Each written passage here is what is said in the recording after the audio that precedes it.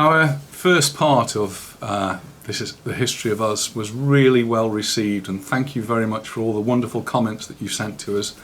And if you haven't already seen it, then you need to go back to our YouTube channel and have a look. I'll try and put a link up there. I'm not sure I know how to do that, but I'll work it out. So in the first episode, the first part, we talked about, or I talked about, how we actually arrived here in Mallorca and just the first few days of setting up here in Mallorca. What we're going to do now is just go through the settling in process and some of the things that went on during that time. So as I said in the first video, when we first came here, we were really lucky because we had an apartment rented to us by the school. And it was only a one-bedroom apartment. It got a bedroom, it got a bathroom, a kitchen, tiny kitchen, a little living room which had got, was only a very small space, and a balcony which looked out over to the sea. So it was a really pretty situation to be in, and we got a swimming pool, so that made a bit of a difference. So I'm just going to butt in here now. I know I haven't taken any part in these videos, so this is my first appearance and I am a little bit nervous, but never mind, all right. So we went to live in Vista Hermosa, which is still there, and we made lots and lots of nice friends there. It's a great way to start our life here. We met Julie and Lou, who got a little girl who became very friendly, the same age as Laura, little girl. We met Stebby, who was a wonderful, like a grandma figure to us as well. And we also met a headmaster from Stoke-on-Trent, coincidentally. It's quite interesting to meet David. He was the headmaster from Stoke-on-Trent, and later on I actually went to work at his school for a very brief time. Vista Hermosa, the apartments where we stayed, was really convenient. It was in walking distance of the school where I was teaching. I was teaching chemistry. Well, that's what I was employed to teach. I was teaching more maths than chemistry, but I didn't mind. I quite enjoyed teaching the maths. It was a sort of an American system as well, which is quite strange in that they spend a whole year, I think it was year 9, learning about algebra. They did nothing but algebra for a whole year, and then I was teaching that. Year 10 I think was geometry, and then year 11, which was the O-level year in those days, I had to teach O-level in 1 year. But we did it, and there are students around, and well, they'll tell you whether they were successful or not. And obviously we had a little baby with us. Laura was 1 year old, and I wanted to work as well, so we needed somebody to look after her. Obviously not knowing anybody here, we somehow met a Spanish lady called Maria who lived in Vista Hermosa, and she was a big lady, and she offered to look after Laura because I was only going to work 2 afternoons a week. So my 2 afternoons I went down and taught music to the children at the school, so there wasn't any music there, in the dining room. And so Maria looked after Laura, much to Laura's protests, because she used to cry quite a lot for her. But Laura was only 1 year old, and at the beginning she couldn't actually walk. She learnt to walk walking around the pool in Vista Hermosa, so that was her first few steps. So Vista Hermosa is on the hillside in San Agustin, and it is quite a hill. Any of you do know San Agustin. We were at the top and the village and the shops were down at the bottom. We had to walk down that hill to get to those shops. So anytime we wanted to go shopping, if we wanted a loaf of bread or we wanted anything at all, it was down this very steep hill and all the way back, and you had to carry everything. Fortunately, having a baby meant we got a pushchair, and our pushchair was really well designed for carrying our shopping as well. So we've got a little tray below, and we used to carry the shopping up from Vista Hermosa. So while Steve was at school, obviously I would go down, walk out into the village and look around the shops and go for a walk around and go and have a look at the sea, because the weather was beautiful as well.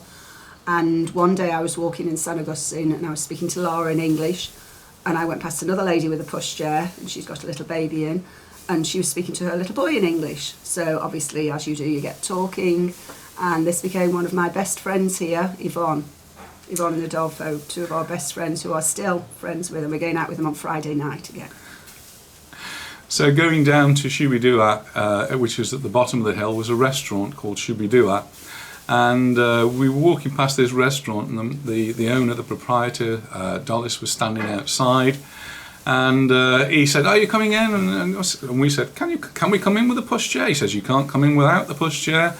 And that's formed a long-term relationship. We have been going to Shubidua for 35 years. Every year we go there several times and we really enjoy it. And his meatballs and herrings and stroganoff are the best in the world, aren't they? Absolutely, that's what we have. He knows exactly what we're going to have every time we go. Though I must say the first time we went there I had a steak, and it was an excellent steak too. So he does excellent things as well as those.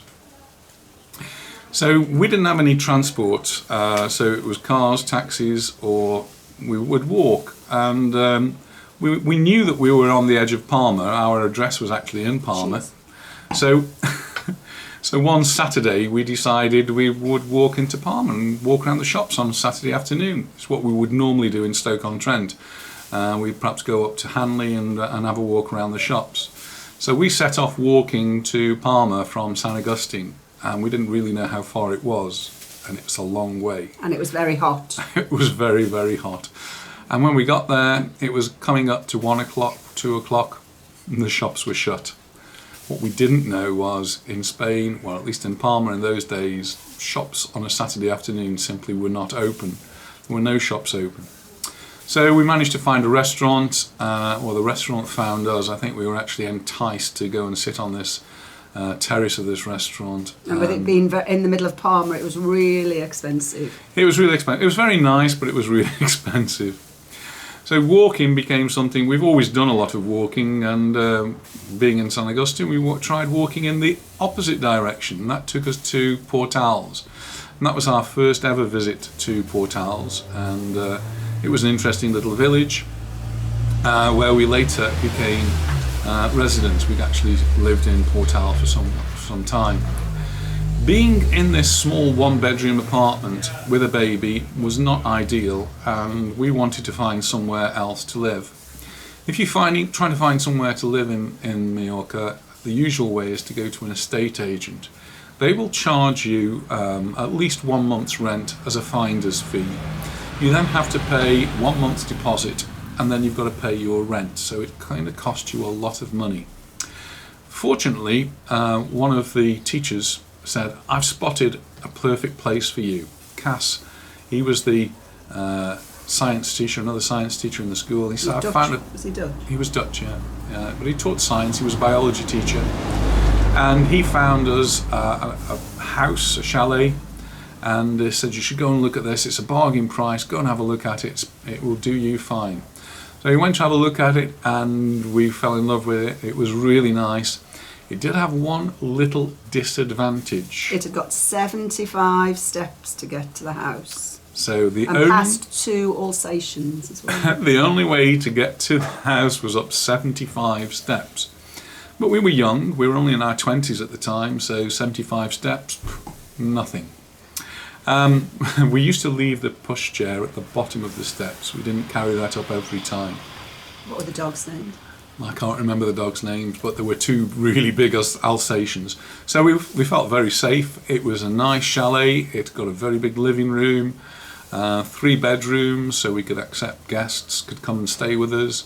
And it's got a nice balcony where we could sit outside, and we could also entertain visitors. And the owners were Manuel, who it was a car rental place, wasn't it? It was a car rental place. It was a car rental place underneath us, which is now, it became a restaurant. And his wife was German, Manuel, and... I've forgotten. And they had an olive grove on the mainland as well. So they used to make their own olive oil. And they, one day, Manuel came back and said, "I've got some olive oil for you. Would you like some?" And we said, "Oh yes, thank you very much." He said, "That'll be 500 pesetas." He did. He charged us for it. But that was Manuel. So this particular house was actually within about 50 metres of the beach. We had a little beach just down the road from us. It was our beach, or at least we referred to it as our beach. Lots of other people would go to the beach, but it was our beach because it was so close to our house. It also had a bus stop, which was just across the road from the house. So it was quite a convenient place for us to live. But we still needed to go shopping, and there were no shops very close to it. There was an even steeper hill to get up to the village of Portals.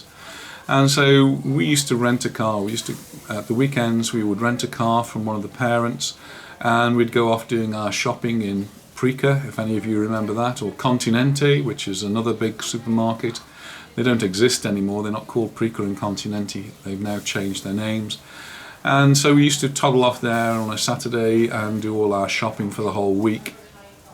And just going back to school as well, just to let you know that I was just teaching music for 2 afternoons at school, and I started to do piano lessons as well, which I'd always done in England anyway. And my first pupil, Chris, who I still see on Facebook, is a musician now. I'm sure he's probably a granddad as well by now. Well, not quite. But he could well be. He was one of my first pupils, Chris. Chris is in Canada now, and if you watch this, Chris, we're thinking of you, and we've got some good memories of you. And so, yeah, we'd either rent a car, sometimes we would borrow a car. Liz, who's still a good friend of ours and one of the teachers at school, she would lend us her car and we would go off shopping for the weekend, and that would keep us going for most of the week, and we'd just pick up some odd things. I did mention that the first Christmas we did go back to England when we wanted to see our family, and it was a reasonably successful trip. The flight was awful, but seeing the family was good. And the following summer we did actually go back and spent some time in England. And I contacted my old school, Monkton High School, it doesn't exist anymore, and I used to go back each summer and I used to teach there as a supply teacher. And that used to pay for our trip there, so that was one way we used to do that. We also met a family that lived just up the road from us, Doreen and Martin. They had a little boy, and we got quite friendly with those. We used to have a meal with them now and again. But they decided to leave the island, and they sold us their car. It was a Seat 127, nothing very special. And in those days, there were no MOTs in Spain. No cars didn't have to pass an MOT. There was no control over the cars. And this car may not have passed its MOT, I don't know. But for a year or two it got us around, and it did as well. Didn't it die at the airport? It certainly did die. Driving into the airport, the engine seized and it never moved another wheel after that. So we just left it there? It's probably still there. It probably is.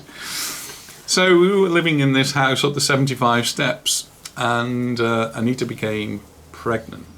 So the 75 steps became a little bit of an issue.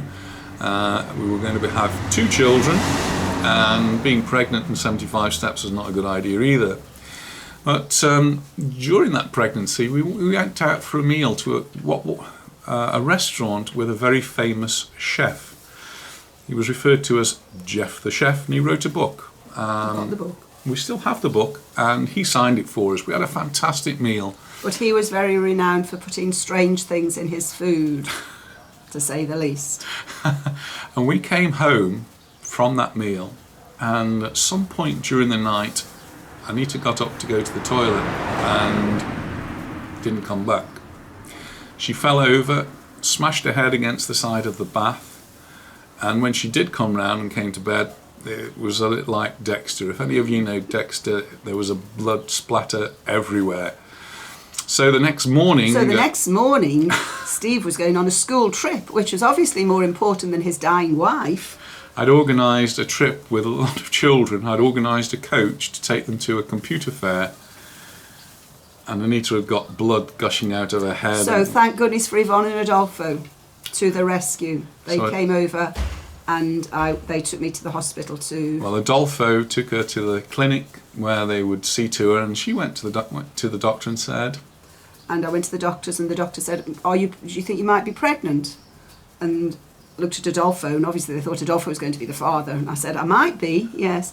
And I thought, they'll treat me a bit better if I say I'm pregnant. And they said, right, you can't have an anaesthetic then. And so they gave me all these stitches in my head here without an anaesthetic. And it was not very nice. What a brave girl you are. I must have been. I wouldn't be now. So that was one of our little adventures with Jeff the Chef, who sadly later on died, but his food was fantastic and his recipe book is well worth a look. And I was pregnant with Adam. So that summer we celebrated Laura's 3rd birthday in this house up the 75 steps, We had a party and Anita baked a cake. And I love making cakes. I've made lots of nice special cakes for all the birthdays of my children, and thankfully Lara and Serena are carrying on this tradition. And so this cake I made for Lara, and we left it out, and this was August the 30th, that weekend, left it out to decorate the following morning, got up, and it was covered in ants. Little did we know that these ants would come in for anything in the summer, and so made another cake. Ants are a big problem here. My parents came to visit, and my mother put out her tablets on the sideboard to take the following morning, and the ants came and ate all the sugar off the tablets. Ants can be a big problem. Creepy crawlies in general can be an issue. If you don't like creepy crawlies, and you need to get used to them here in Mallorca. We also had a visit then from my aunt and uncle, David and Mabel. It was actually David's birthday just the other day, and Mabel's birthday about a week or so ago, so happy birthday to them. They came to visit us, and they were amongst our first visitors. We did actually have quite a few visitors who came to stay with us. David and Mabel didn't stay with us, but we had a car so we could go and pick them up. While we were there though, Anita went down to the beach and she met a family, and they'd got some boys, and this was Piotr, and he'd got a house in the middle of the village, and that was quite a fortuitous meeting because this house was empty all through the year. He came just for a week or two or for holidays during the summer, and he would like someone to stay there, and he obviously became friendly with us and thought we would be quite good tenants. So we gave up our tenancy in the 75-step house, and we moved up into the village of Port Owls. So we were right in the middle of the village. It was a great place to live. It was smaller, there were only 2 bedrooms, but it was a house with 2 floors, and we had the ground floor which had the 2 bedrooms, and there was exactly the same on the upper floor, another part of the house which had got 2 bedrooms as well. And it was also a great way to meet people because I was out in the garden a lot. I love gardening, and I was often out in the garden, and people used to walk past and always speak to us and see Lara and Adam in the garden. So a good way to meet people. So we moved up into the village of Port Owls, and we spent 13, 14 years in that house. So it was a really good move. As Anita was pregnant, we got to the house and we settled in there, and within actually a few weeks Adam was born. On the day that Adam was born, we didn't even have a telephone. I had to go to around the corner to the phone box to call Liz, the lady who'd been lending us her car, and she came over straight away to look after Lara while I took Anita to the hospital, and Adam was born. Very quickly. Very, very quickly. He was popped out really fast. And so now we have 2 children. If you want to hear some more, you're going to have to tune in to part 3 when we'll tell you what happened afterwards. Thank you for watching. I hope you've enjoyed our little story, and welcome to Anita. Thank you. Another glass of wine. Another. We're going to have our barbecue now, and we hope to see you in the next part. Thank you for watching. If you haven't already subscribed, you better subscribe so you know that we're doing another episode. Bye for now. Bye for now. Bye for now. Bye.